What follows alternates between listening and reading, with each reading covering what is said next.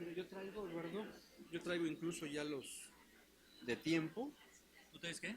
5 minutos ya hechos. Tú nos pones esto, ¿no? 20, 25 minutos. Porque además somos La dos verdad ahora. no tengo el programa, ¿Eh? no tengo el programa. ¿Ese es el programa? ¿Tú lo tienes? ¿Quién va primero más o menos? Eduardo primero. ¿La semblanza o no? Sí, tú tienes que tomar la No, palabra. pero la semblanza de ustedes. No. Son Hugo Contreras y Eduardo Loría, son muy conocidos por todos ustedes, etcétera. Entonces simplemente pues mira, aquí Eduardo hizo esto y se puso él nada más como cuando el centro. Yo lo dejo porque en realidad el juguetito es más suyo que mío, ¿no? Yo ahí apoyo porque el juguetito es más suyo que mío, entonces léelo tal como él te dice, pero tú dices que son palabras del grupo que le va a decir el de hoy y que por esa razón tú vienes a tu presentación y que les vas a leer. Te presento, soy Pilar Monetal, jefe soy secretario Hernández de Economía, muchos de ustedes habrán presentado esto, no se lo preocupen por nosotros, ellos tratan de experiencia vía electrónica por internet en este momento, El streaming, ¿no? streaming, y luego ya cuando haya hable yo y puedas tomar la palabra para la presentación. Yo quisiera primero dejar ahora parte del director, ahora es el director y luego parte de la presentación del director. Aquí está. Gracias. O sea, abre Eduardo, luego yo, y luego cuando venga el rebote, primero yo y luego Eduardo. O sea, en ese orden que está bien. Y cuando nos sentamos ahí, tú bajas con esto y nos pones el mensaje de que 5 minutos, 1 minuto. Yo me bajo ahí. Oye, Hugo, ¿estás de acuerdo en Todos ese nos orden? bajamos. Sí, claro, ¿Estás de adelante, acuerdo? sí, adelante.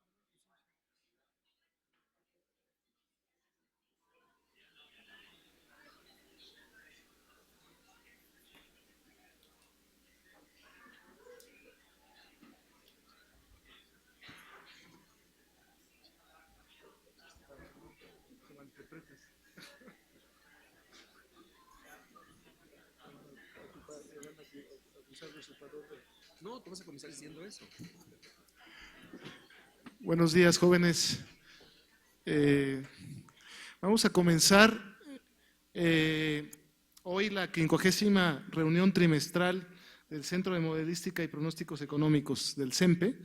En esta ocasión está invitado el director de la Facultad de Economía, el doctor Leonardo Lomelí Vanegas, a esta reunión, pero por obvias razones, ustedes saben que ha sido nombrado secretario general de la universidad, pues no va a poder asistir, lamenta mucho el no estar aquí, y en su representación pues está su servidor, soy el jefe de la División de Estudios Profesionales, el doctor César Vargas, seguramente ya todos me conocen.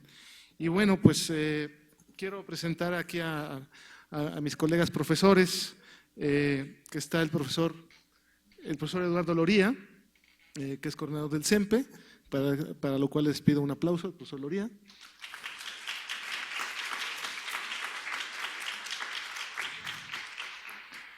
Su ponencia, él va a dar una ponencia con el nombre de Tipo de Cambio y Crecimiento en México. Luego tenemos al doctor Hugo Contreras, que es también es miembro del CEMPE y es jefe del Seminario de Credibilidad Macroeconómica. Por favor, un aplauso para el doctor Contreras.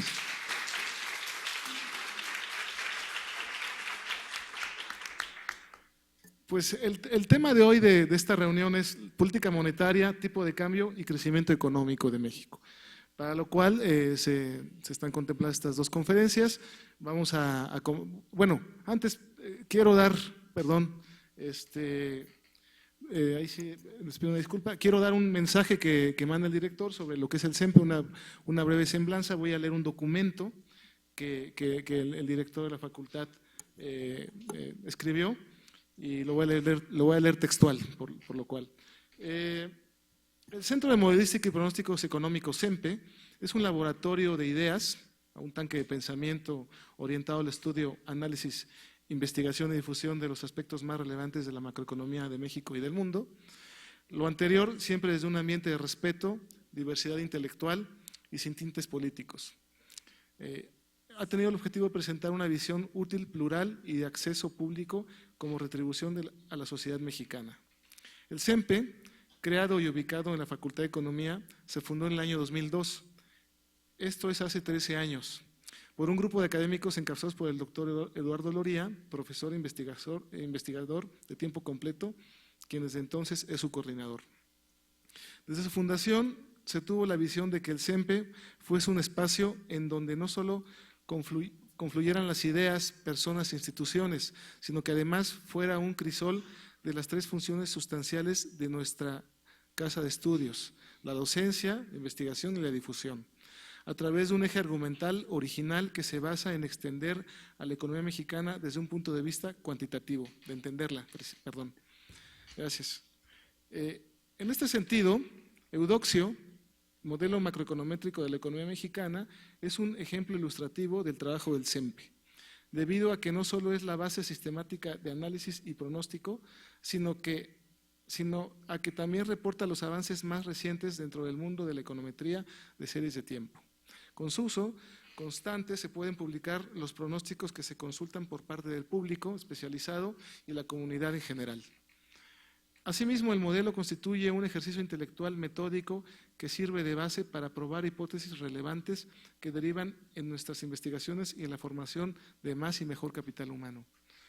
Respecto a este punto, el ejercicio de la docencia en el CEMPE se ha convertido en un prodigio creador de recursos humanos en todos los niveles académicos, a partir de una sinergia particular en donde los alumnos de grados superiores auxilian y enseñan a sus compañeros de grados inferiores, y se crea un espacio de mutuo beneficio a partir de un aprendizaje basado en una relación horizontal con la filosofía de que nada se entiende mejor que lo que se investiga y se enseña, y nada se comprende mejor que lo que se aplica.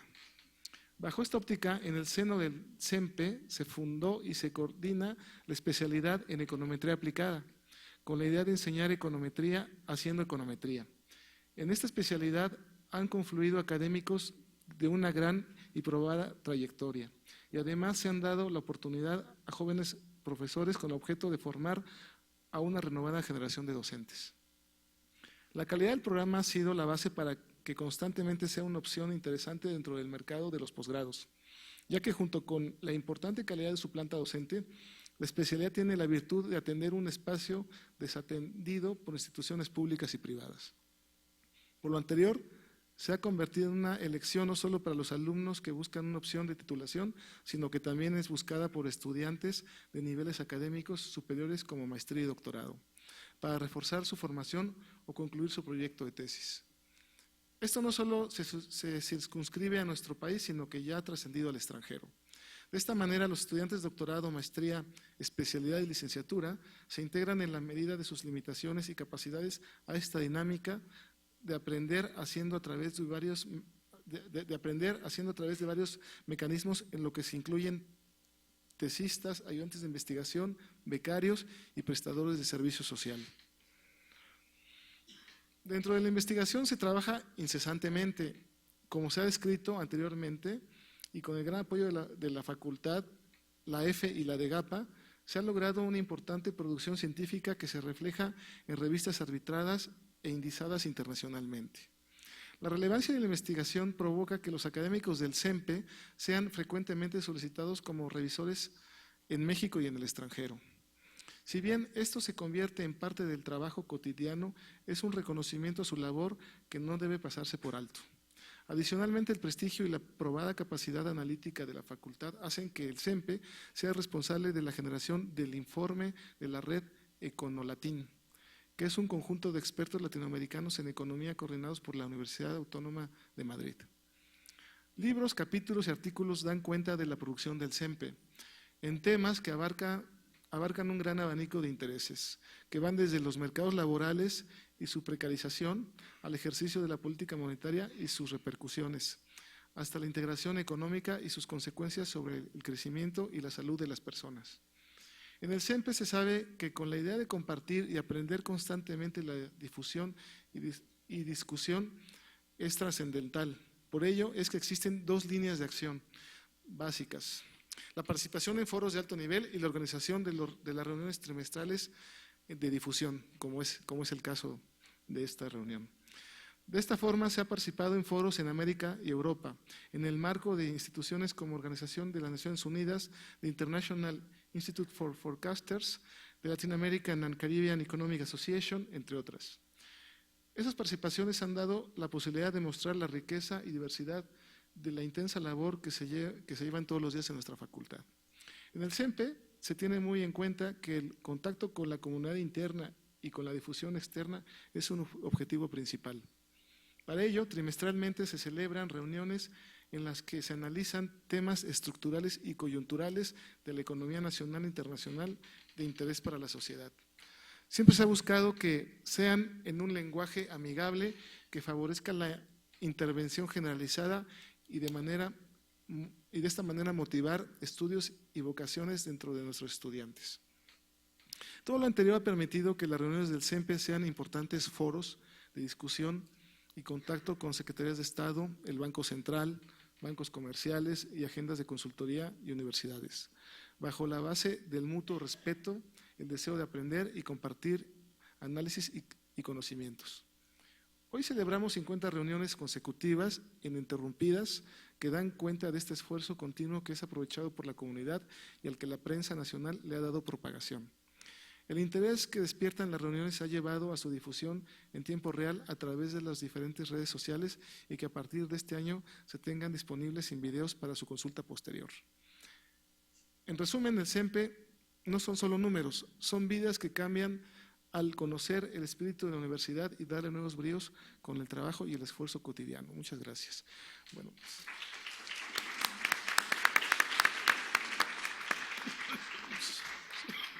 son palabras del doctor Lomelí. Bueno, pues sin más, no me queda más que felicitar a los dos profesores.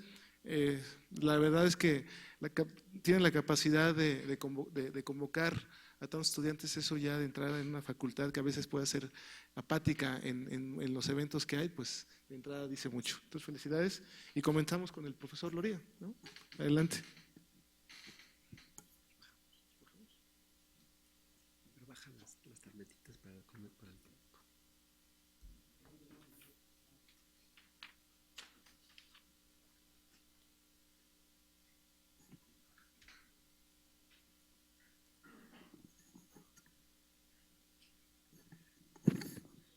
Bien, buenos días, muchas gracias por estar aquí. Hay todavía bastantes lugares adelante por si gustan pasar para que no estén de pie. Yo quisiera, antes de comenzar mi intervención, hacer una alusión a algunas cosas que me parece que son importantes a 13 años de haber iniciado el trabajo del Centro de Modelística, y saludo la presencia del doctor Roberto Escalante, quien tuvo bien en el año 2002 cobijar la idea de que en la facultad tuviéramos un centro de modelística y pronósticos económicos donde pudiéramos concentrar ideas, concentrar analistas del sector privado, del sector público, de otras universidades del país, del sector social, donde pudiéramos discutir la política económica, pudiéramos discutir la política macroeconómica del país, de Estados Unidos y del mundo, en un marco de respeto abierto, y que esto le diera a la facultad una voz autorizada en el contexto nacional, en la que además de tener la importancia que tiene la facultad y la UNAM, pudiéramos tener una intervención directa de discusión, de diálogo y de respeto en ese ámbito. En ese sentido, el CEMPE ha sido, como lo mencionaba en las palabras del doctor Lomelí, que lamentablemente no pudo estar acá porque está tomando posesión de su nuevo cargo, es un think tank, o sea, un centro de creación de ideas, un centro de discusión, un centro donde se entrelazan las ideas, los pensamientos, y creo que eso lo hemos logrado conseguir en los 13 años que hemos tenido trabajando en forma interrumpida desde el año 2002. Realmente decirlo es fácil, pero hacerlo no lo es. O sea, 13 años donde trimestre a trimestre tenemos una reunión donde discutimos, donde convocamos a gente importante del Banco de México, de bancos privados, de consultorías privadas, de universidades del país, del Centro de Estudios Económicos del Sector Privado, etcétera. Esto no es nada fácil, pero bueno, lo hemos logrado conseguir también gracias a su asistencia, gracias a que han estado pendientes de la reunión del CEMPE. Entonces, por todo eso, bueno, me congratulo de que sean ya 50 reuniones consecutivas, o sea, 13 años ya de actividad, y qué bueno, pues qué bueno que podemos estar aquí juntos otra vez. Bien, entonces voy a, por el motivo de la reunión de hoy, que es más de tipo pues simbólico del 50 aniversario o 50 reuniones. No voy a hacer un análisis de coyuntura salvo al final, donde voy a presentar el pronóstico para 2015-2017, pero voy a presentar un análisis más estructural que tiene que ver con la importancia del tipo de cambio real en el crecimiento económico del país desde 1950. Es decir, vamos a tomar un análisis de largo plazo, de 65 años de historia, donde queremos ver cuál es la importancia del tipo de cambio en el crecimiento económico. Voy a dividir la presentación en 4 partes. La primera voy a hablar de algunos aspectos teóricos muy sencillos. En la segunda voy a presentar hechos estilizados, o sea, cómo se han presentado las cosas en estos 65 años. Después, en la parte 3, prometo ser muy breve y muy ágil, algunos aspectos econométricos que dan cuenta de los principales resultados del modelo. Y por último, el cuadro de pronósticos que ya les comenté, 2015-2017. Bien, no acostumbro leer, porque creo que no es pedagógico, pero esta vez lo voy a hacer porque hay una cifra muy importante de Dani Rodrik, que es uno de los teóricos modernos del desarrollo económico, que dice: los economistas saben desde hace tiempo que el tipo de cambio mal administrado puede ser desastroso para el crecimiento económico. Evitar la sobrevaluación cambiaria es uno de los aspectos más importantes que se han aprendido del crecimiento económico alrededor del mundo. Es una cita de un documento de 80 cuartillas que publicó en 2008 en el Brookings Papers de Dani Rodrik. Entonces, bien, hay 2 posiciones respecto a la importancia del tipo de cambio, ¿no? Todo lo que va del año hemos visto que el tipo de cambio se ha ido hasta 17 y fracción, la gente se preocupa, otros no estamos tan preocupados porque creemos que es un factor de crecimiento. El Banco Central interviene gastando reservas internacionales, los mercados están intranquilos. Entonces, bueno, ¿cuáles son las posiciones que existen al respecto? Bueno, hay 2 posturas gruesamente. La postura neoclásica, que plantea que el tipo de cambio es un precio más dentro del sistema económico, es decir, es un precio más como cualquier otro y por lo tanto se determina plenamente en el mercado de oferta de divisas, mientras que en la nueva teoría del crecimiento, como Rodrik y Rapetti, plantea que ese tipo de cambio que es un precio es el precio de todos los precios y es la variable más importante en el crecimiento, bueno, es el precio más importante para determinar el crecimiento de largo plazo. Pero el hecho de utilizarlo como una ancla antiinflacionaria provoca una restricción al crecimiento económico de largo plazo. Vamos a ver qué es lo que pasaba primero en un régimen de tipo de cambio flexible como el que tuvimos prácticamente hasta el año 82, después se fue semifijo hasta el año 94, diciembre de 94, cuando fueron megadepreciaciones. Bueno, cuando hay un aumento cuando el tipo de cambio se aprecia, o sea, cuando baja su valor, ¿no? Cuando baja su valor de mercado, aumentan las importaciones de manera importante, ¿no? Eso también afecta a las exportaciones, es decir, se reducen, se provoca una crisis de balanza de pagos, o sea, un déficit enorme de balanza comercial, de balanza de cuenta corriente, y esto a la postre llevó a programas de ajuste y estabilización del tipo Fondo Monetario Internacional que fueron muy costosos para el crecimiento y las variables sociales del país. Ahora, en un contexto de régimen de tipo de cambio flexible como el que tenemos, esto no puede pasar. O sea, estas 2 cosas sí pueden ocurrir, pero no puede haber una crisis de balanza de pagos porque el Banco Central lo que hace es interviene vendiendo divisas, o sea, vendiendo reservas internacionales como lo que ha venido ocurriendo en los últimos meses. De hecho, el 10% de la reserva internacional se ha gastado en mantener la paridad cambiaria más o menos estable o hasta donde se ha podido. Obviamente tampoco podría pasar un programa de ajuste y estabilización, sino lo que ocurre es que el Banco Central ofrece divisas, se sube la tasa de interés, se baja el gasto público, todo ello afecta la dinámica de crecimiento económico, pero ya no hay programas de ajuste y estabilización. Entonces, un tipo de cambio apreciado provoca problemas de largo plazo que inciden de manera importante en la estabilidad económica del país. Bien, vamos a ver ahora lo que hemos llamado el círculo virtuoso del tipo de cambio, empezando por acá arriba. Un tipo de cambio alto y estable, o sea, no significa que estemos depreciando sistemáticamente, sino que con la intervención controlada que puede hacer el Banco de México, se puede mantener un tipo de cambio alto y estable, que facilita la sustitución de importaciones y con lo cual se reduce la oferta externa, o sea, las importaciones dentro de la oferta doméstica total, bajan las importaciones, aumentan las exportaciones, eso hace que vía tanto digamos, balanza comercial y cuenta corriente aumente el producto.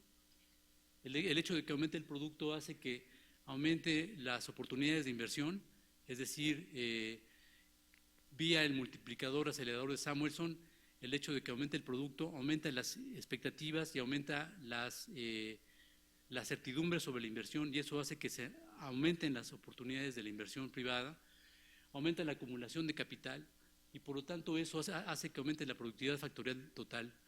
Como sabemos, en la teoría del crecimiento, el único factor que permite que una economía crezca de largo plazo es la productividad factorial total.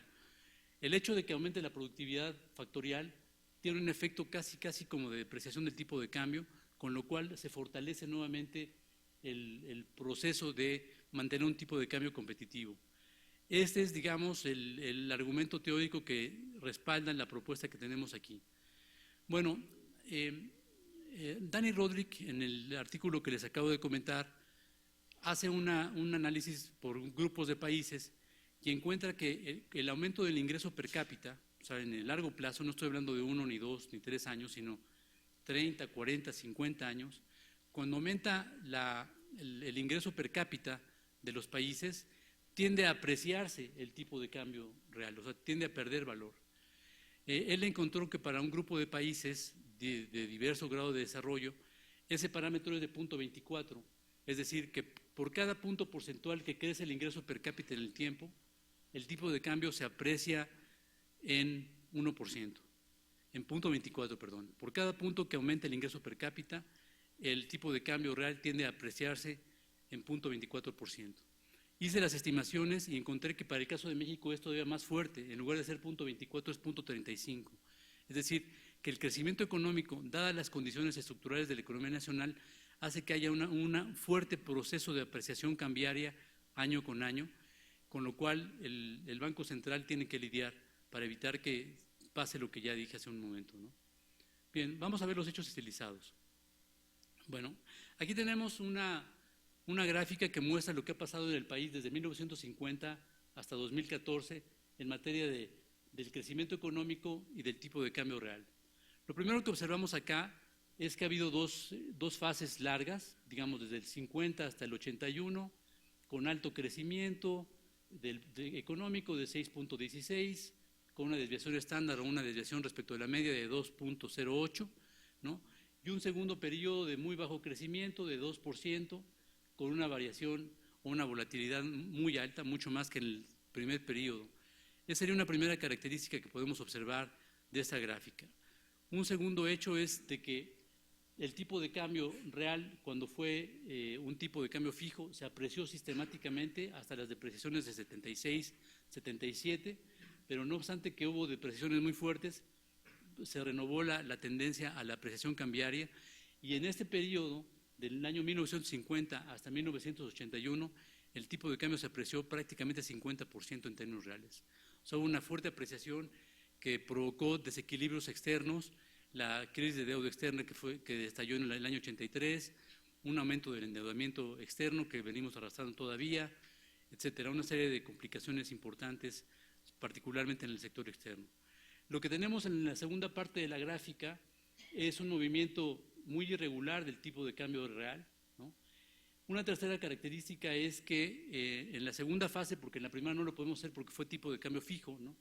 Lo que observamos es que los periodos de mayor depreciación corresponderían a los años en que el producto cayó con más fuerza, como puede ser 86, 94 y 2009, ¿no? Son los años en que las depreciaciones, junto con otras políticas de ajuste que estamos mencionando, que fueron política monetaria contractiva, política fiscal restrictiva, cambio de la política de precios relativos, etcétera, hizo que pasara esto que está aquí. Y eso es lo que hace que se tenga mucho temor a las depreciaciones, porque es cuando el producto aparentemente cae más fuerte. Sin embargo, si tomamos el tipo de cambio real con un desfase, o sea, solamente con un rezago, y lo comparamos con el crecimiento económico, ahora tenemos aquí arriba el tipo de cambio real y abajo el crecimiento del producto per cápita, tenemos lo siguiente. Los años de mayor crecimiento económico en la segunda fase corresponden al año siguiente en que se hizo la mayor depreciación. En este caso, el año 96, 2010, ¿no? Y tenemos también, por otro lado, que los años donde hay recesión, que son las áreas que están sombreadas, corresponden a los años donde el tipo de cambio se apreció más, que son 94, 93, 2001, 2003 y de 2011 para acá. Es decir, salvo lo que llevamos del año que el tipo de cambio se ha depreciado de manera importante, llevábamos una apreciación muy relevante y por lo tanto una tendencia de crecimiento muy baja, ¿no? Parece ser que lo que hemos observado ahora de un crecimiento importante en lo que va del año se debe a que la depreciación no ha tenido un efecto de traspaso sobre los precios y ha tenido un efecto importante sobre el consumo interno. Ahora, este diagrama de dispersión nos permite ver en 4 cuadrantes algo muy interesante. Si tomamos nuevamente el tipo de cambio con un desfase y el crecimiento económico, vemos que todos los puntos de crecimiento, o la gran mayoría de los puntos de crecimiento económico de los 65 años que estamos analizando, caen justamente en tipo de cambio depreciado con crecimiento económico. Es decir, pero con un rezago, ¿no? Es decir, que a un año de la depreciación se genera crecimiento económico importante, aparentemente para la gran mayoría de los puntos de observaciones que tenemos en 65 años de análisis. Una segunda cuestión importante de este análisis tiene que ver con que aquí tenemos al crecimiento económico y al tipo de cambio sin desfase, con un desfase, con 2 y con 3. Lo que tenemos acá es que contemporáneamente la depreciación no genera o no se asocia al crecimiento económico, pero sí lo hace en 40%, o sea, el coeficiente de correlación parcial es de 40% respecto al tipo de cambio real rezagado un periodo con el crecimiento contemporáneo, con 2 periodos es del 37% y hasta con 3 del 24%, es decir, que hay un efecto de rezago distribuido muy importante de la depreciación cambiaria hasta 3 periodos consecutivos. Esto demuestra nuevamente que el tipo de cambio depreciado no genera una contracción económica, sino lo que ha pasado es que las políticas de corrección fiscal y monetaria vinculadas con depreciaciones correctivas son los que han generado, digamos, que haya una recesión o una caída del producto cuando hay depreciaciones. Sin embargo, no obstante lo que hemos dicho, existe el miedo a la inflación. Aquí lo que podemos ver es que, digamos, cuando el tipo de cambio fue fijo hasta 76 más o menos, el tipo de cambio nominal y la inflación eran muy bajas. En el año 76 hay una depreciación, la inflación sube, después en el año 82, 83, y aquí es cuando, digamos, en el año 87, cuando llegamos a tener inflaciones de 160%, en donde el tipo de cambio se vuelve la variable inercial de los precios, ¿no? Pero solamente hasta ahí. Lo que tenemos después es efectivamente una relación de precios a tipo de cambio, como lo fue en 95, pero en 95 el tipo de cambio se depreció en 200% y la inflación fue de 50%, es decir, no fue una relación 1 a 1. Y lo que tenemos después del año 95 es que las correcciones cambiarias no han tenido un efecto de traspaso sobre la inflación, es decir, aquí observamos que, y lo que llevamos del año, llevamos inflaciones históricamente bajas, ¿no? Tendríamos que movimientos en el tipo de cambio, ¿no?, nominal no se han reflejado en movimientos simétricos en la inflación. Vamos a ver ahora qué ha pasado con la productividad factorial, la inversión y la cuenta corriente. Bien, esta gráfica es importante porque tenemos aquí el crecimiento igual de la productividad factorial, que como dijimos es la única variable que puede generar crecimiento económico de largo plazo. Lo que tenemos es que entre 1950 y el año 1981, el crecimiento medio de la productividad fue casi de 3% anual. Es decir, teníamos un dinamismo muy importante de la productividad factorial, y lo que ha pasado después en adelante, ¿no?, es que la productividad ha caído vertiginosamente y actualmente se encuentra al nivel que tendría en el año 60. Es decir, tenemos el nivel de productividad factorial que teníamos entonces en el año de 1960. Eso es algo sumamente preocupante y es lo que explica en gran medida los problemas sociales y de criminalidad que tenemos en el país.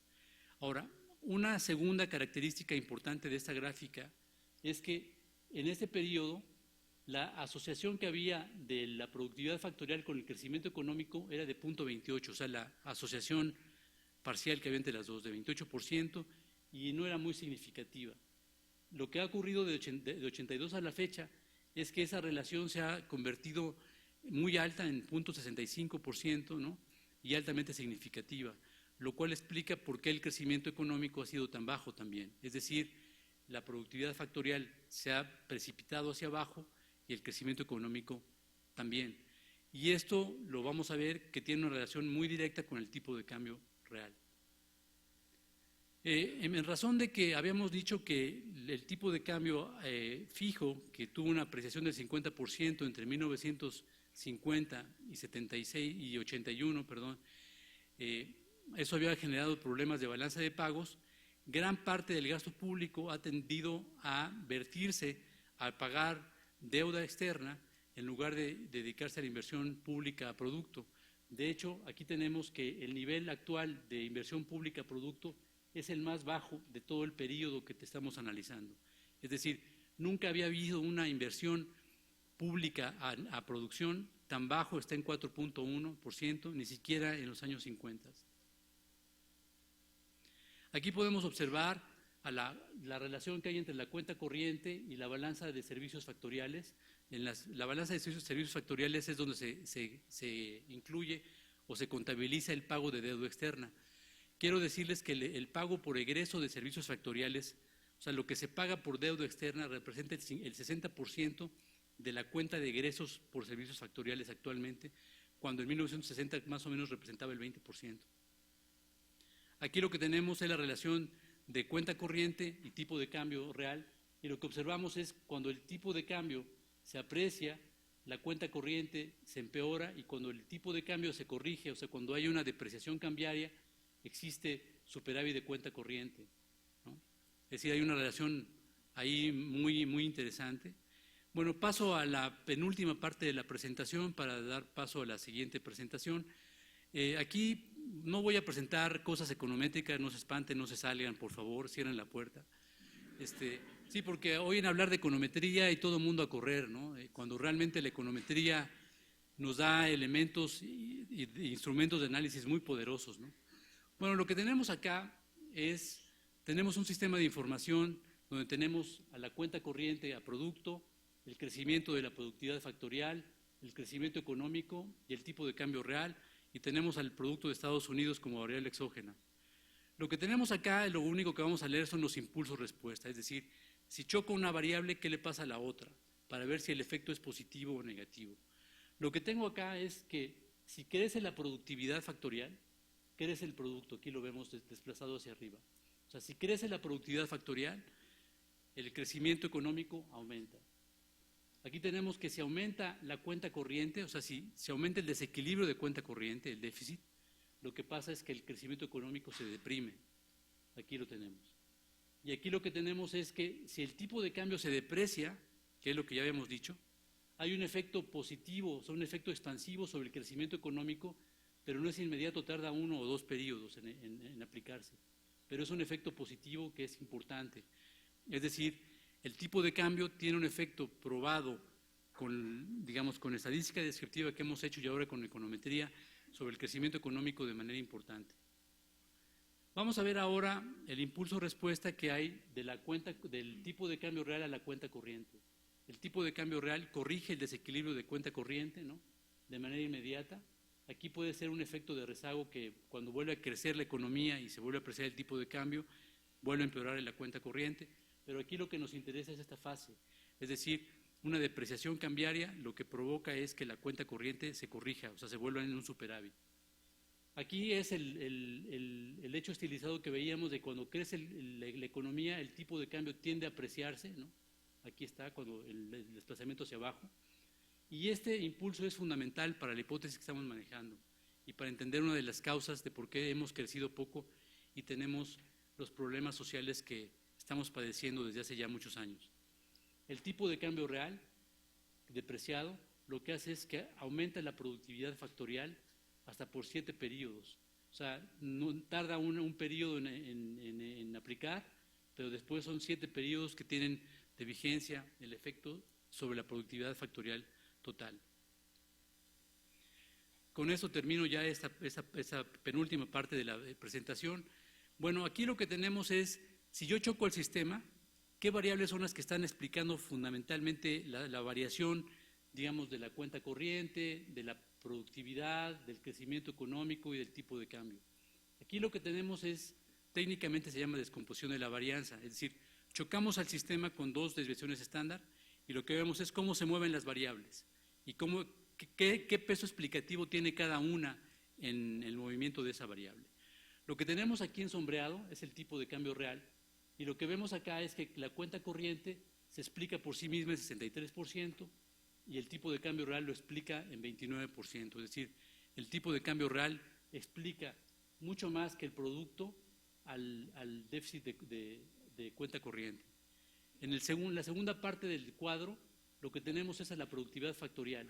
La productividad factorial se explica a sí misma en 66% y en 29% por el tipo de cambio real.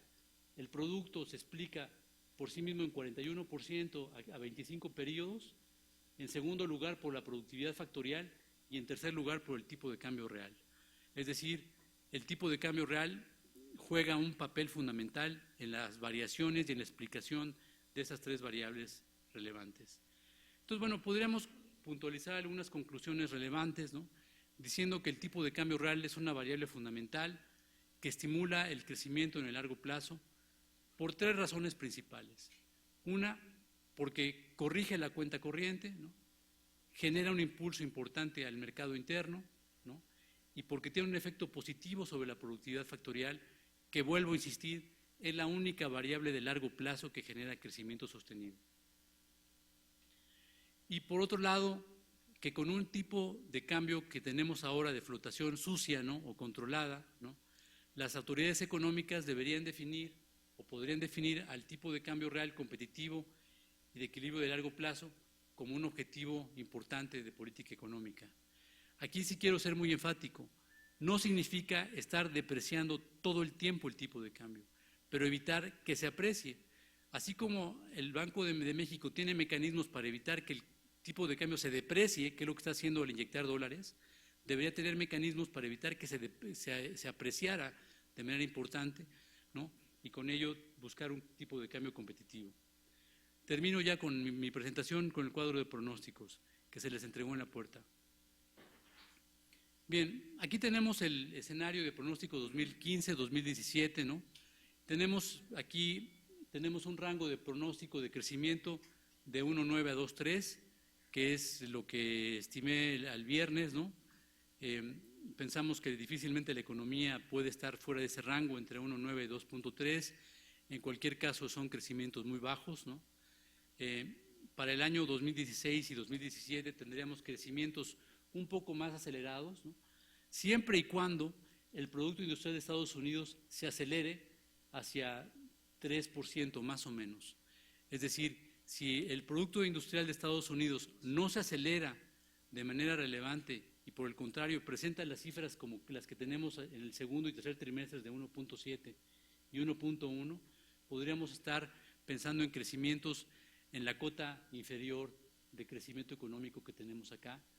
Difícilmente creo que pudiéramos llegar un poquito más allá del 3.2 en 2017, ¿no? Aquí la condición es que Estados Unidos consolide su trayectoria de recuperación económica y básicamente de su sector industrial. Les agradezco mucho.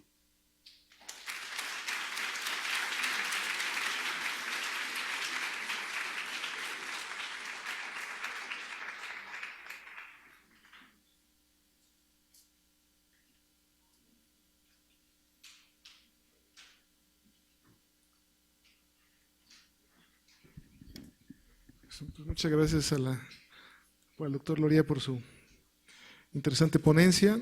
A continuación, seguimos con el doctor Hugo Contreras, quien nos va a presentar la ponencia llamada Política Monetaria Mexicana, una mirada escéptica. Adelante. Perdón, sí, el director acaba de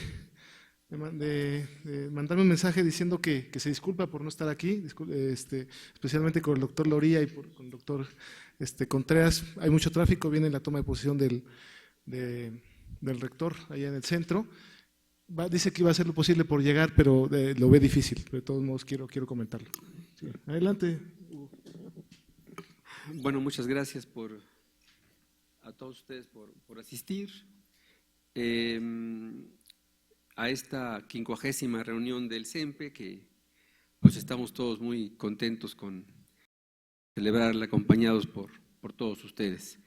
Bueno, este trabajo de política monetaria mexicana, una mirada escéptica, contó con el apoyo de Gabriel Delgado Toral y de Osvaldo Bardomiano, a quien agradezco su colaboración.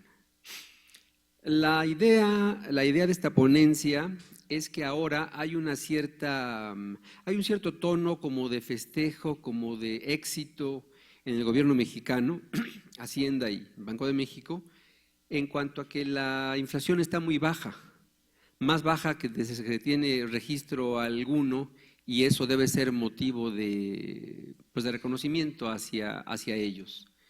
En esta presentación se van a plantear algunas cuestiones que tienen elementos de escepticismo al respecto. Primeramente vamos a ver cómo lo enfoca el Banco de México este planteamiento de la muy baja inflación. Luego vamos a hacer algunas observaciones críticas al respecto y luego vamos a comparar qué soluciones hay en el gobierno ante eventuales problemas de este éxito y cuál puede ser una solución alternativa ante las que está presentando el gobierno de México. Primeramente vamos a ver entonces el enfoque de Banco de México. El enfoque de Banco de México vamos a verlo a través de 4 ideas centrales. Primeramente, el éxito antiinflacionario, luego la explicación del éxito que ellos dan, luego qué riesgos ven y qué soluciones se encuentran en las actuales circunstancias. Primeramente, si vemos el gráfico 1, vamos a ver que cuando ellos hablan de la baja inflación, desde que hay registros, se refieren al cierre de los años 60, al año 69. Para sacar variaciones porcentuales anualizadas se requieren esos años y entonces son las de los años 70. Y si ustedes observan ambos gráficos, verán que efectivamente, cuando comenzó la medición de la inflación, había muy baja inflación y también la hubo después en los últimos periodos que están del lado derecho del gráfico. Si lo vemos numéricamente, hay 2 periodos de baja inflación, 70-72 y 2002-2015, con una media simple de 5 en el caso antiguo y con 4.2 en el caso más reciente, aunque la varianza en el caso de la vieja inflación es bastante menor. Luego también nos han dicho que la inflación observada de ese trienio comparado con 13-15 es mayor aquella y menor esta, lo cual además también es cierto. Tenemos nosotros más baja inflación ahora y tuvimos nosotros en sus mejores momentos menos baja inflación en el trienio pasado. Le pusimos la banda de 2 a 4 nada más para hacer el comparativo, pero en realidad en el periodo 70-72 no había banda de variabilidad de la inflación. Y también finalmente nos están diciendo que es tan exitosa esta política actual que se ha roto incluso el traspaso, porque si ustedes observan la línea de la inflación es casi una línea horizontal y los segmentos que están en blanco que muestran el alza de la paridad no están afectando esa línea casi horizontal que la inflación, de modo tal que parece ser que tienen razón de que también se ha derrotado ya en gran medida al traspaso en cuanto a que aunque la paridad salte, la inflación se conserva muy estable. Eso es un poco lo que ellos están planteando como el éxito. ¿Cómo lo explican? Bueno, básicamente por 2 clases de factores, institucionales y factores cíclicos. Al centro están las finanzas públicas porque en parte, digamos, pueden convertirse en factores institucionales, pero se suelen leer en la literatura como factores cíclicos, las finanzas públicas sanas. Entonces ellos plantean que hay finanzas públicas sanas porque se está conteniendo el déficit fiscal, porque se va a estabilizar la deuda en los próximos años, porque los remanentes del Banco de México se van a utilizar para combatir el déficit y la deuda, y también hay baja de la inflación porque tenemos independencia del Banco de México y porque tuvimos un paquete de reformas estructurales en energía, en un conjunto de campos que permitieron también abatir los costos de la economía. Y por el lado también cíclico, bueno, no hay inflación por jalón de demanda, no hay inflación por empuje de costos, hay anclaje de expectativas, las tasas de Estados Unidos están en cero, aunque van a subir lentamente, no ha habido traspaso, como ya lo comentamos, de modo tal que ellos consideran que esto podría ser un buen mapa que explicaría su éxito. ¿Qué riesgos ven? Ven 3 tipos de riesgos: que el PIB de Estados Unidos no crezca suficientemente, que los precios internacionales de materias primas se mantengan bajos durante demasiado tiempo, lo que afectaría a las finanzas públicas, porque para la cosa del petróleo. Esto a su vez puede afectar el tipo de cambio y de ahí también puede afectar la inflación. Y también hay un inicio de tasas de Estados Unidos al alza que puede afectar el tipo de cambio y a la inflación. Esos son un poco los riesgos que ellos ven. ¿Qué soluciones hay? Bueno, la solución que está en curso es, en general, la tesis del gobierno es promover internacionalmente la diferenciación de la economía mexicana. Somos una economía más estable, con mejores cuentas, con mejores perspectivas que otras en el ámbito internacional y en el ámbito monetario en particular. Quieren estabilizar la economía, en parte también la volatilidad financiera con venta de dólares. ¿Cuál solución está en gestación? Mantener esa diferenciación y pasar a elevar la tasa de interés si la elevan los Estados Unidos. Básicamente eso puede ser las soluciones para esos riesgos.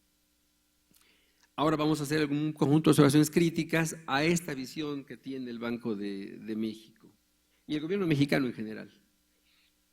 Bueno, vamos a preguntarnos por las finanzas públicas sanas, por el empuje de costos, y luego vamos a ver el éxito antes y durante el enfoque de blancos de inflación y el éxito solo durante el enfoque de blancos de inflación.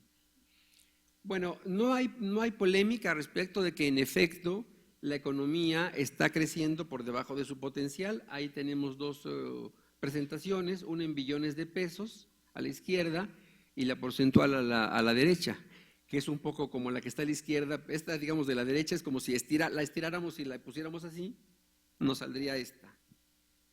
En esa parte me parece que no hay elementos de polémica, es la manera como Hacienda mide el producto potencial. Luego tenemos también la composición del gasto programable. Aquí hay un poquito de lío porque la doctrina clásica sobre las finanzas públicas supone que el mejor gasto del gobierno es el gasto de capital en la medida en que tiene elementos de autofinanciamiento que no tiene para nada el gasto corriente. Vemos que la proporción en muchos años ha sido de 3:1 de gasto corriente a gasto de capital en el gasto programable, y vemos también que esa proporción se está rompiendo un poquito en lo esperado para 2015, la parte sombreada, que todavía no es el dato firme, pero que son las estimaciones que hace Hacienda en este momento. Luego, el gasto presupuestario, que es el programable y el no programable, en su composición también puede verse un poco un fenómeno muy parecido al anterior. En lo que respecta al gasto presupuestario, lo que vemos es alzas del gasto presupuestario muy claras desde 2010, ¿no? Tanto en porcentaje como en billones de pesos, y ellos anuncian en la parte sombreada que bajará. O sea, lo que tenemos de facto es el alza en billones y el alza como porcentaje del PIB, y la parte sombreada es lo que dicen que van a hacer, que todavía no tenemos el dato duro. Luego tenemos también los balances fiscales primario y tradicional. El primario es obviamente ingresos contra gastos antes del pago de impuestos, que es el que ustedes ven en tono verde, y el déficit tradicional, ¿no? Que es el más grande, digamos, que ya abarca eso, que es también una tendencia creciente, que ellos dicen que, como veremos más adelante, se contendrá. El balance fiscal tradicional y el amplio ya abarca todos los pasivos del Estado. Vemos que esos pasivos del Estado también van a crecer, crecieron 14 hasta 4.16. Ellos prometen que lo bajarán a 4.1 el déficit amplio para el 2015. Todavía no hay datos duros al respecto, es simplemente la información que Hacienda está diciendo de lo que calculan que va a suceder. Luego tenemos todos los balances fiscales y como ven, todos son ascendentes, ¿no? Con la promesa de que el último año, en el 15, van a comenzar a bajar. Tenemos luego la composición de la deuda. La deuda externa es más pequeña que la deuda interna, lo que por cierto rompió la hipótesis de Ricardo Hausmann del pecado original, el original sin. Esto se muestra que un país del tercer mundo sí puede cada vez endeudarse en moneda doméstica. La interna es más fuerte, pero es también creciente. Ellos prometen que esa deuda que es creciente, la deuda pública total que está en azul, se estabilizará.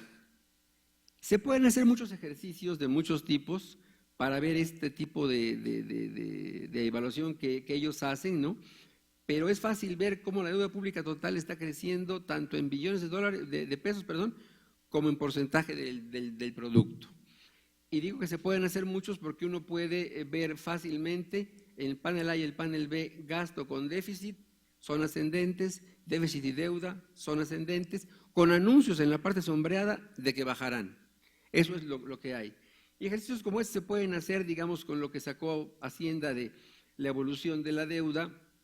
Se pueden cambiar algunos de los valores jugando muy fácilmente con lo que ellos mismos dan y puede quedar por encima en la línea azul la deuda pública no tan estabilizada como ellos dicen que va a suceder según lo que se calcule.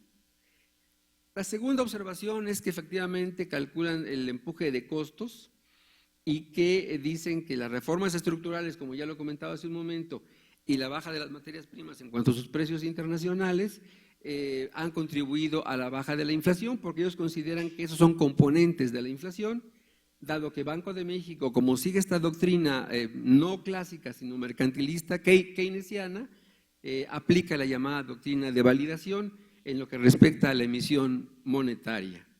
En la tradición clásica, el empuje de costos no se incorpora como factor inflacionario, sino como los costos corresponden a otro ámbito.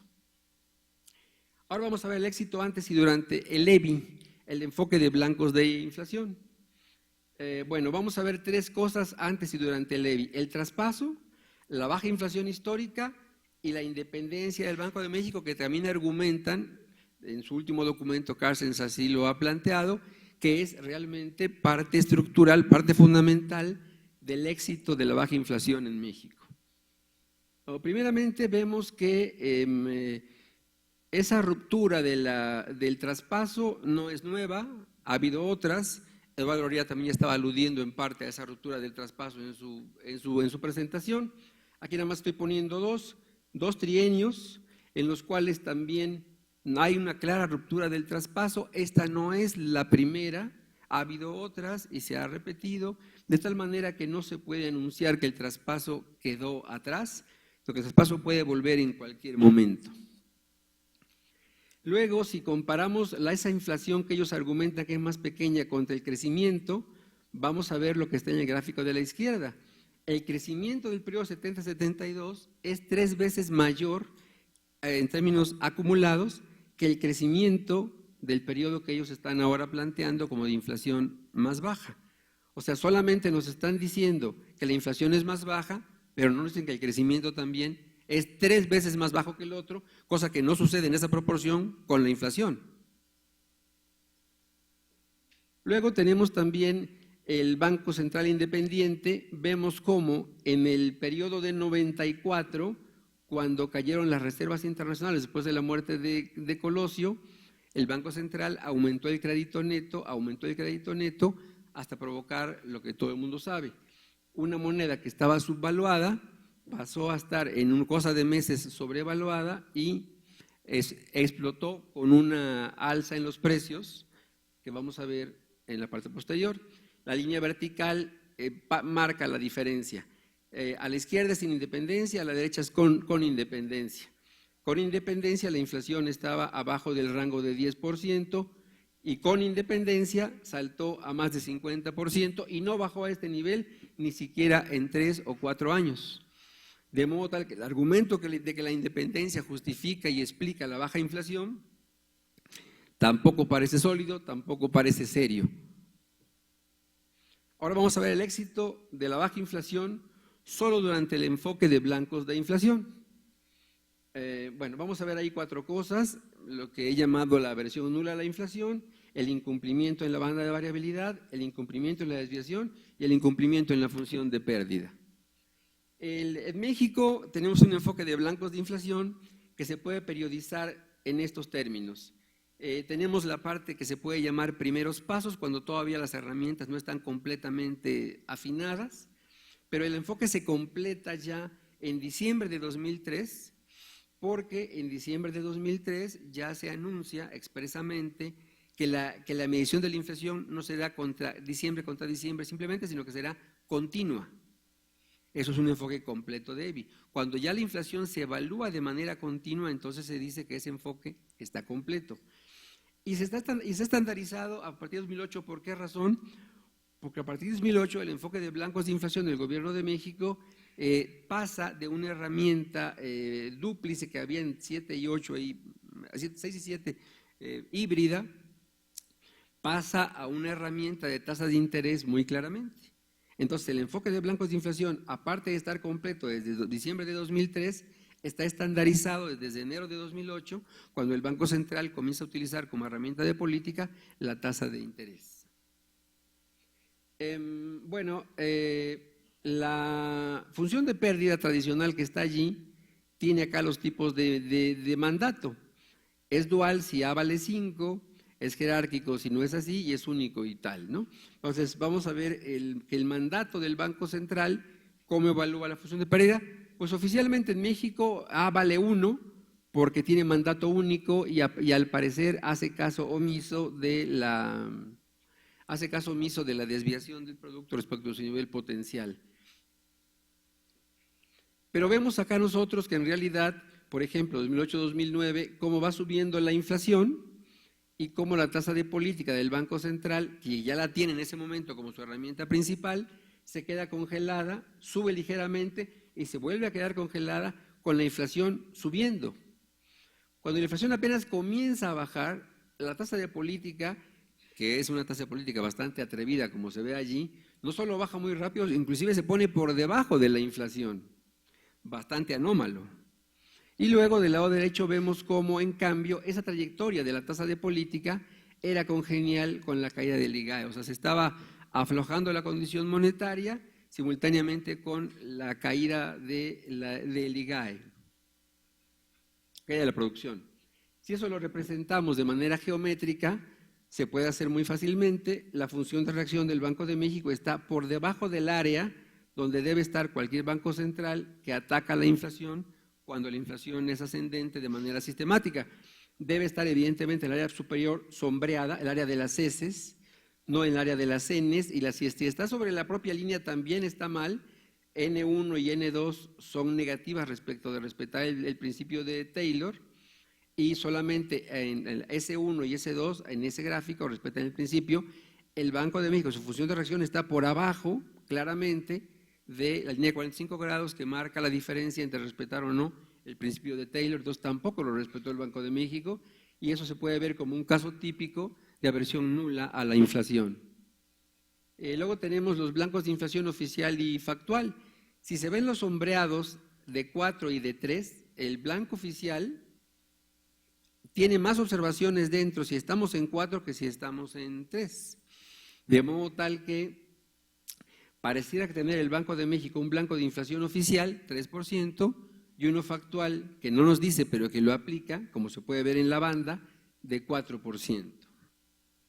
Esto mismo, en números, es este cuadro, donde se puede ver que el blanco de 3% a la izquierda en el panel A, el blanco de 3% se consiguió 2% de veces en el EBI completo y 2% de veces en el EBI estandarizado. Esto es un tirador, aquí es el caso de la inflación, un tirador que va a tirar 100 veces y que 2 veces le da al blanco.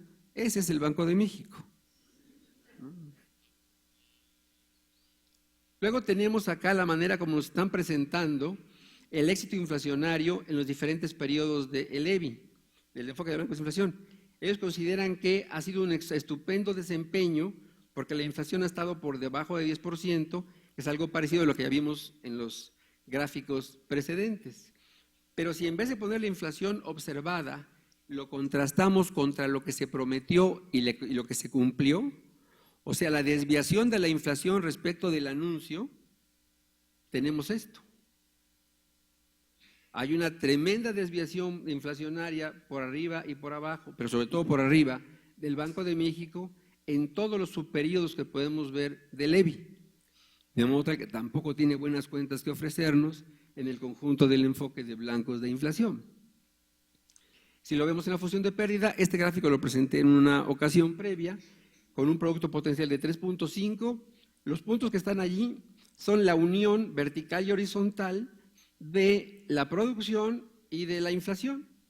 Y puede verse el blanco de inflación de 3% coincide con el potencial de 3.5 que está allí. Ahí está el blanco, ahí está donde le ha pegado el Banco de México a la inflación. Parece que quisiera como que eso se olvidara con unos meses de baja inflación. Ese es el registro de 2003 a 2015, son 12 años de mala política monetaria y inclusive si usamos la media que usa Banco de México, esa es la media que usa Banco de México, 2.6, ¿no? Porque es la que va de 94 a 14, que es la que usan ellos simplemente como valor medio, no como valor potencial. Es lo mismo, es hasta peor el resultado. El resultado es que los puntos azules, que son los disparos, están completamente fuera del blanco, aunque ahora nos quieren decir que estamos en el mejor de los mundos posibles. ¿Qué soluciones hay? Bueno, las oficiales son, en curso ya está una. Hay que diferenciar a la economía mexicana de otras economías emergentes para obtener recursos y hay que vender dólares para estabilizar al peso. En gestación, ¿cuál está? Mantener esa diferenciación y hacer que la tasa de interés se acople a la tasa de interés de los Estados Unidos. Es una solución de corto y mediano plazos de Hacienda y del Banco de México compartida públicamente. ¿Cuál sería una solución alternativa? Sería establecer un nuevo régimen monetario basado en una regla de política explícita, ya sea tipo Taylor, tipo McCallum, eso es posterior, pero esa sería una solución intertemporal y no solamente de corto o de mediano plazos. ¿Qué se requiere para esta solución alternativa? Derivar la regla de un modelo de equilibrio general, dinámico y estocástico basado en relaciones estructurales, las cuales se obtienen de regularidades empíricas de largo plazo. Si nosotros vemos la economía mexicana en lo real y en lo nominal, tenemos una gran variabilidad. Son cosas que dificultan la formulación de una regla de políticas. Tener una economía con esas inflaciones y con ese comportamiento de la producción, ¿no? Pues es realmente muy complicado. No obstante que hay continuamente variabilidad real y nominal de la economía mexicana, no obstante eso, tenemos que los valores medios de crecimiento del periodo ya correspondiente al enfoque de blancos de inflación están todos muy cercanos, como se puede ver en la parte inferior del gráfico. Son diferentes cálculos, diferentes promedios históricos del PIB, según Hacienda con Pronaves, el sistema FRED de Estados Unidos, el INEGI, el FMI, en fin, con qué base están calculando y cuál es el promedio para el periodo que están considerando. Entonces, esto nos lleva a plantearnos que una primera condición para determinar la inflación en sentido clásico es establecer la velocidad del dinero.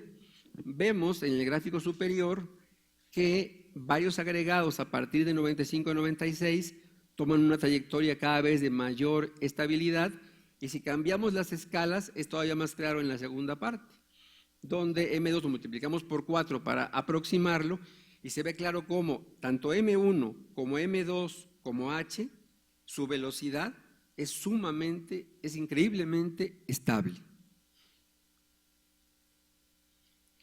Ahora tenemos también la llamada inflación observada y la inflación predicha, que se obtiene de restar M2, restarle a M2 la producción, es la inflación predicha, contra la observada. El error de pronóstico es muy alto en el primer quinquenio, en parte porque esos datos, como ustedes pueden ver en la nota, están incompletos. Entonces se calculó de una manera más problemática. Si quitamos ese, los otros quinquenios que estamos trabajando ahí, el error de pronóstico es de 6, de 4, de 6, de 6 y de 2, lo cual es relativamente manejable. Si graficamos el error de pronóstico y la inflación observada, quinquenalmente visto, aquí lo tenemos, no es para nada despreciable.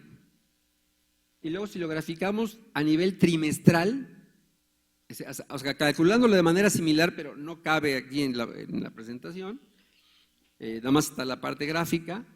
Esto que tenemos ahí es lo que arrojaría la observada contra la predicha en los últimos 30 y tantos años, lo cual también es muy propicio para facilitar la formulación de una regla de política. Entonces, en conclusión, tenemos que los gastos, el balance fiscal y el endeudamiento no tienen un desempeño óptimo, como dice el Banco de México y el Gobierno de México, se pueden desestabilizar muy fácilmente y han sido totalmente ascendentes en todo el periodo. En segundo término, hacia el futuro, no se puede asegurar que el traspaso no tendrá una fuerte incidencia sobre los precios. Puede regresar, como ha regresado otras ocasiones, tampoco está garantizado. La tercera conclusión es que, a pesar de una inflación un poco mayor, el crecimiento real acumulado durante el periodo que ahora se está desdeñando es 3 veces mayor al registrado en el periodo que ahora se está ensalzando. 4, como se vio, la independencia del Banco de México no ha sido garantía de manejo prudente del crédito neto ni de buenos resultados en la inflación. Como vimos, fue peor su desempeño en la economía mexicana de la inflación con el Banco Central Independiente que antes de la independencia. 5, en momentos críticos, el Banco Central ha mostrado aversión nula a la inflación si se mide por el principio de Taylor.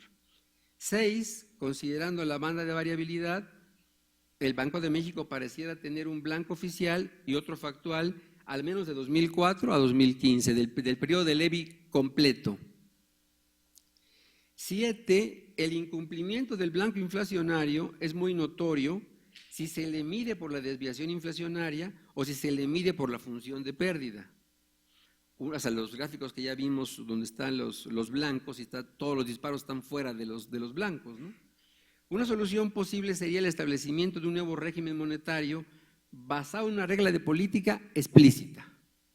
A pesar de la inestabilidad real y nominal de la economía mexicana, la velocidad del dinero ha sido bastante estable en las últimas 2 décadas y la inflación observada y la predicha han estado muy cercanas, todo lo cual facilitaría la formulación de la regla sugerida. Esta es la literatura en que me basé para esto.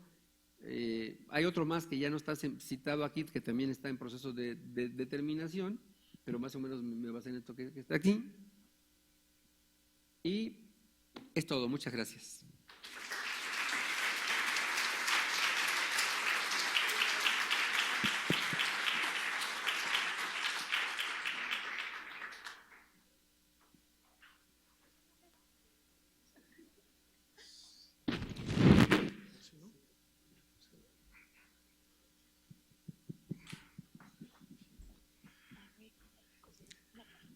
Muchas gracias, doctor Contreras, por su conferencia. Pues continuamos con la reunión y vamos a abrir una ronda de preguntas o comentarios para los asistentes. ¿Quién se apunta? Jóvenes. Vamos a plantear primero que todo las preguntas que las hagan en un inicio y al final las responden, ¿no? No una por una, sino en grupos. A ver, aquí hay una, sí. Hola, gracias por la presentación. Bueno, mi pregunta es si tienen alguna estimación sobre el tipo de cambio que debería de regir en condiciones ideales, es decir, qué porcentaje de subvaluación estiman para lo que va del año o en el periodo que tienen estimado, y cuál es el año base que utilizan para comparar este diferencial de inflación entre México y Estados Unidos. ¿Para quién es la pregunta? Para el doctor Eduardo Loría.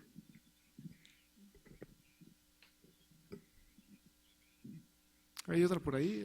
¿Se puede identificar, por favor, también de qué semestre son? O si son profesores, pues también, por favor. De quinto semestre.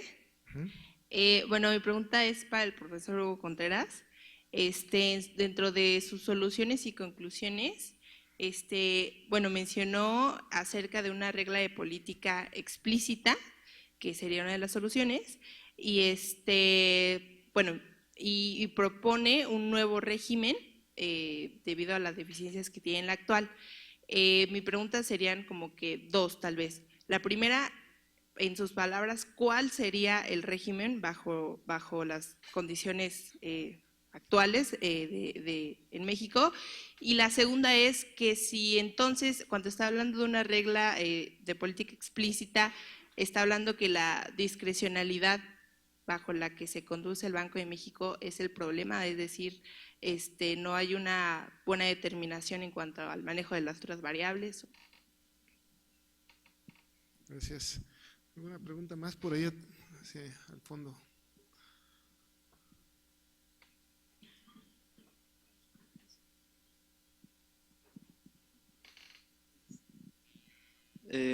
Dos preguntas súper rápidas, una para el profesor Loría. En una de sus gráficas presentó algo que parecía, bueno, algo que daba a entender que no existía correlación entre el tipo de cambio y producto del 50 al 80, pero que, no obstante, del 80 al 2015 existe una correlación negativa. Entonces, quisiera que nos pudiese decir un poco sobre qué piensa, sobre por qué esto es así. Y para el profesor Contreras, mencionaba sobre la independencia del Banco Central. Me gustaría saber entonces si debiera o no debiera ser, desde su perspectiva, independiente del Banco Central. Aquí el profesor Miguel Cervantes, adelante.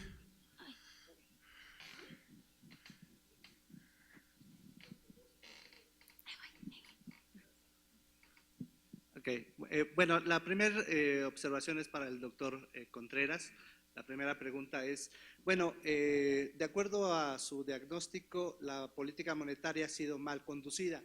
Entonces la pregunta es, ¿por qué premiaron a Karsten con otro periodo como conductor de la política? A todos nos queda claro que es un hombre de peso, pero eso no puede ser, ese no puede ser el motivo, ¿no?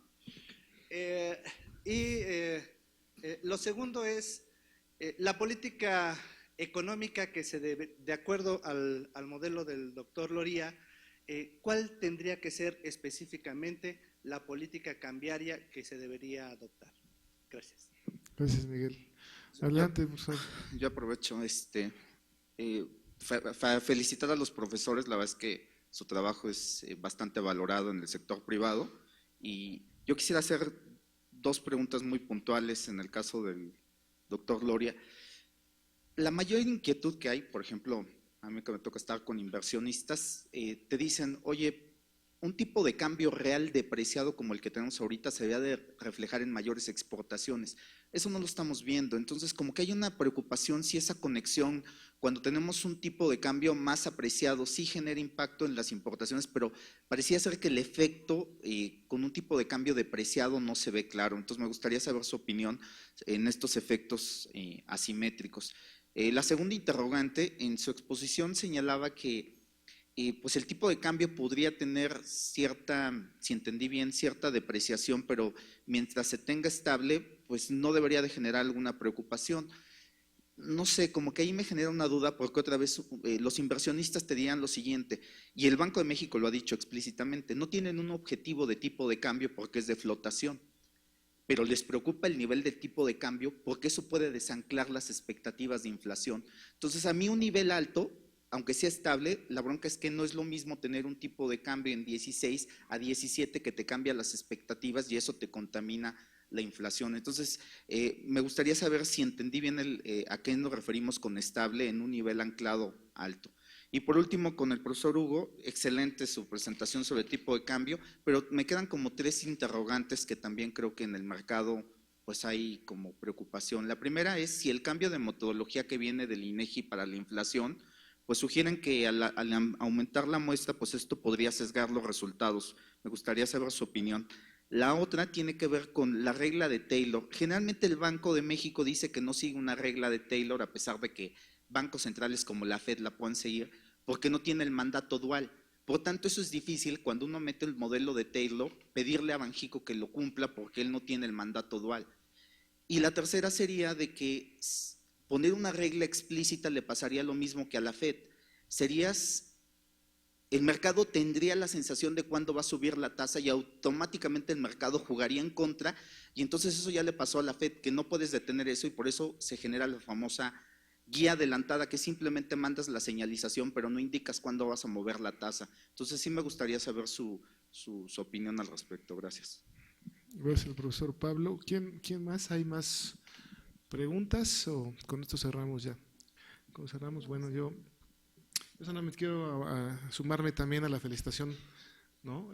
A los dos profesores por presentar la iniciativa y el trabajo que han hecho en el CEMPE. Me parece que es muy importante, es un vacío que existía en la facultad y que se ha estado llenando precisamente con la colaboración de todos ustedes y obviamente bajo el liderazgo de los profesores. Enhorabuena a los dos, y bueno, ya los dejo.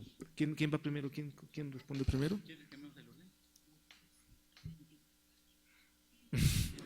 Cambiamos el orden si quieren, cambiamos el orden.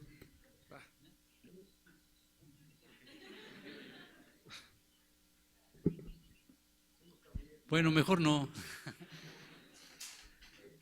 Bien, muchas gracias por las preguntas. Algunas no tengo solución, no tengo respuesta. O sea, ¿cuál sería el tipo de cambio nominal de equilibrio? No lo sé, lo sabía hasta hace como un año, pero ahora no lo sé. Sobre todo porque la forma en que se mide habitualmente es del enfoque monetario de tipo de cambio, que es el diferencial de precios y la variación del tipo de cambio nominal. Eso, digamos, y se toma como base un año o una observación importante de un tipo de cambio que haya sido, digamos, el que se consideró que en ese momento que contabilizó un equilibrio en la balanza de comercial o en la cuenta corriente, y de ahí se hace el cálculo, digamos, para saber cuál sería el tipo de cambio nominal y real de equilibrio. No lo he hecho, la última vez que lo hice fue hace como un año, y yo pensaba que estaba como en 16 hace un año. El hecho de que esté ahora en 16.7 más o menos, depende si es al mayoreo, al menudeo, etcétera. O sea, para mí no es preocupante el nivel que tiene el tipo de cambio, para mí no lo es. Aun cuando pueda desanclar expectativas de inflación para inversionistas, que básicamente son especuladores, ¿no? Yo lo veo más por el sector real, digamos. Ahora, es cierto que el efecto del tipo de cambio sobre exportaciones es menor, pero el efecto del tipo de cambio sobre importaciones sí es fuerte, sobre todo de importaciones de consumo final. Ahí, inmediatamente cuando el tipo de cambio se empieza a apreciar, comienzan a aumentar las importaciones de alcoholes, de productos de belleza, productos personales, etcétera, y no tanto de bienes de capital y de bienes de consumo, de bienes intermedios. O sea, crecen mucho las importaciones de bienes de consumo.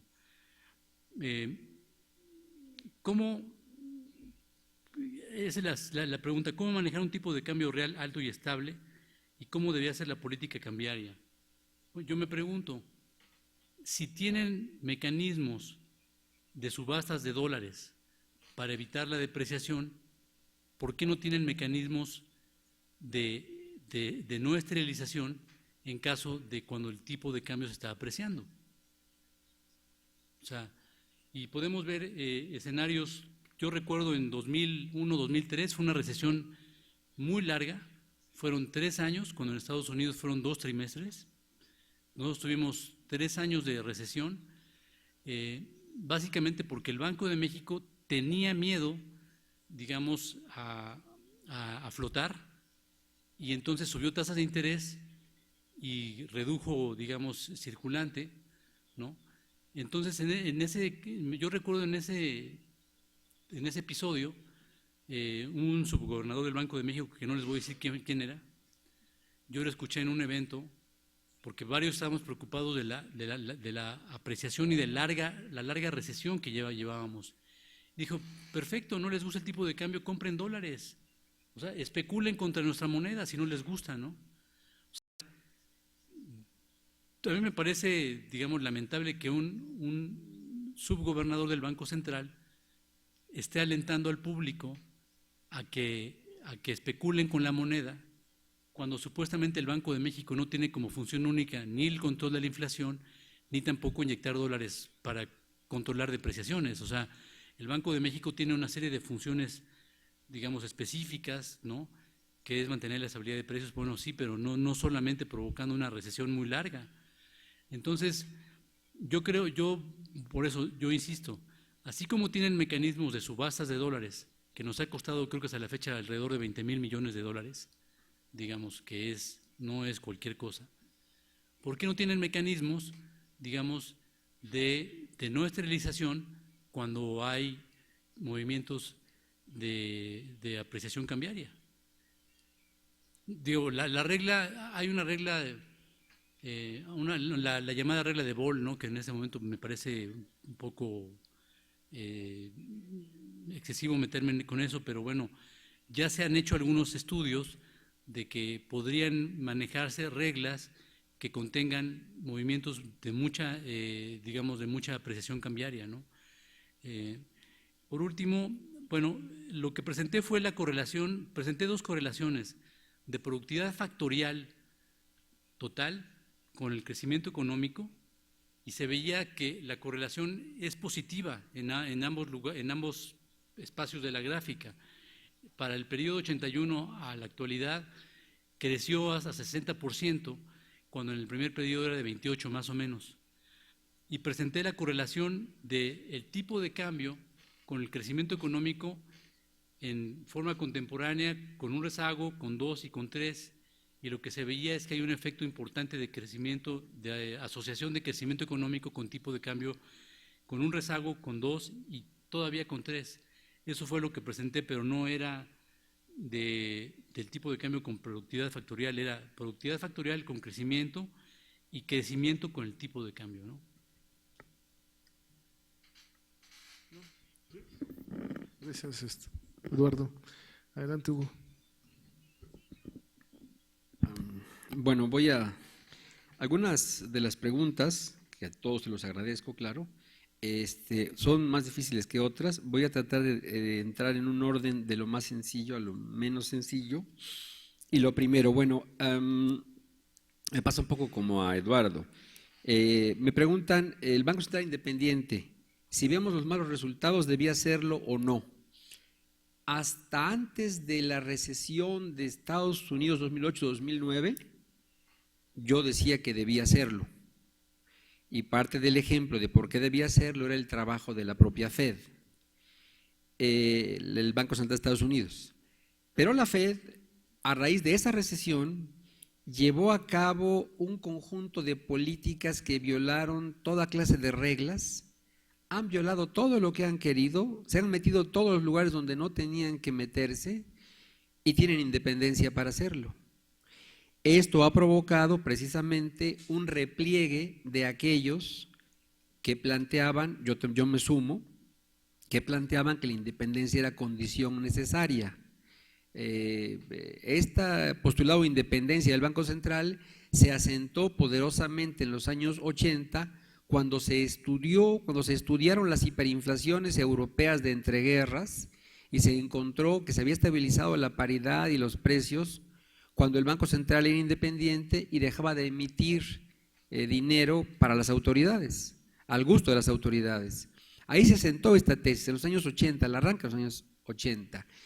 Pero a raíz de esta última crisis de Estados Unidos y con lo visto, hay un repliegue generalizado en el pensamiento económico estándar de que la independencia pueda garantizar esta situación de baja inflación. Entonces yo creo que debía hacerlo en el sentido de no estar financiando los gustos del gobernante, pero la independencia es ahora condición necesaria, pero no suficiente para un buen desempeño, como puede verse. La condición suficiente vendría por el lado precisamente de la regla. Pensemos que Carstens fue reelecto, por ejemplo, y que justamente con este desempeño que estamos viendo, esa reelección confirma una tesis de economía monetaria que se conoce como la falacia de relocalización o segunda falacia de McCallum, que dice que la relación que se establece entre el gobierno y el Banco Central es la del agente y el principal. Y si el Banco Central violenta sus términos, pero los violenta de modo tal que favorezca al gobierno, el gobierno no protestará. Entonces, en ese sentido, la inconsistencia del Banco Central no se elimina, sino que solamente se relocaliza. Por eso se llama falacia de relocalización. Entonces, yo creo que en este caso, el nombramiento de Carstens con este desempeño es el cumplimiento de la segunda falacia de McCallum o falacia de relocalización. En lo que respecta a el planteamiento que yo hacía de un nuevo régimen monetario, no discrecional efectivamente, yo me refería a lo siguiente. El actual régimen monetario tiene, como sabemos, un mandato clásico, solamente combatir la inflación, pero la manera como el Banco de México considera la naturaleza de la inflación es no clásica. Entonces estamos ante un régimen monetario que está atrapado en una contradicción brutal interna. Si ustedes ven la explicación de que subió la inflación porque sube el jitomate o porque sube el limón, ¿no? Esas explicaciones no clásicas las hace un banco central con mandato clásico. En el argot moderno del enfoque de blancos de inflación se dice que hay dos tipos de regímenes. El enfoque de blancos de inflación flexible y otro que llaman en inglés ellos con un poco de desdén y de ironía, el de los nutters, ¿no? El de los necios de la inflación. El flexible es el mandato jerárquico. El Banco Central debe atacar la inflación y cuando puede también debe atacar la desviación del producto respecto de su nivel potencial. Y de los necios de la inflación es el mandato único, como el que tiene el Banco de México. Pero el defensor de esa tipología, que es Svensson, que es además su creador, es además la persona cuya regla sigue el banco. O sea, si nosotros queremos encontrar algún tipo de regla que se aproxime a lo que es el Banco de México, efectivamente no estará en la regla de Taylor, sino estará más en la extensión que hace de la regla de Taylor Svensson. Entonces, el hecho de que fracase de esta manera es porque tampoco sigue la regla de Svensson como dice que la sigue. Entonces, la idea de un nuevo régimen monetario es un régimen en el cual no haya contradicción entre mandato y comprensión de la naturaleza intrínseca de la inflación. Y además, la regla permitiría algo que en este momento no tenemos. La posibilidad de que la política monetaria confiriese una credibilidad intertemporal al resto y al conjunto de la política macroeconómica.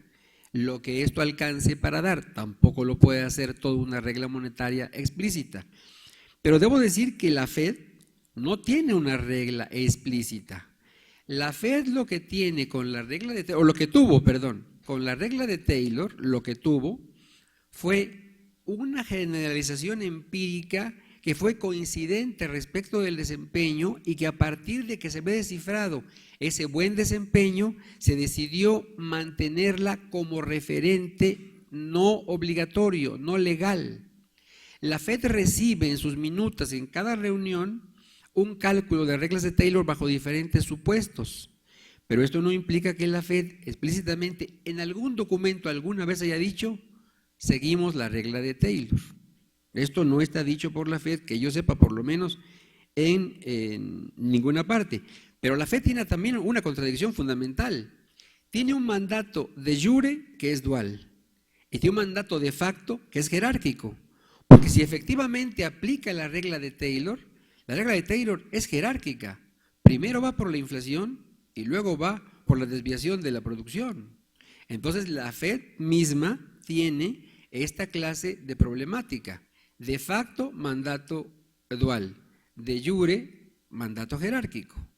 y no tiene además explícitamente, aunque la regla sí constituye un elemento sin duda valiosísimo e imprescindible para cualquier consideración de política de la propia FED. Entonces, yo pensaría, para terminar, yo pensaría que el hecho de que en México hubiera una regla explícita colocaría el mecanismo de transparencia y de rendición de cuentas que supone el enfoque de blancos de inflación debe de poseer en un nivel superior, y el nuevo régimen monetario con regla explícita podría también, por ejemplo, como hacen otros bancos en el mundo, someterse a dictámenes externos que evalúen al Banco de México, otros bancos centrales, como se hace por ejemplo en Suecia, y se den a conocer públicamente los resultados de otro banco central, cómo evaluó a nuestro Banco Central y qué le sugiere para mejorar su desempeño. Aquí, esto en este momento, en este tipo de régimen monetario, es imposible. Nada más por eso. Gracias, profesor Contreras. Bueno, si ya no hay más preguntas, pues damos por concluida la 50ª reunión trimestral del CEMPE y les agradezco su atención y muchas gracias y felicidades. Gracias.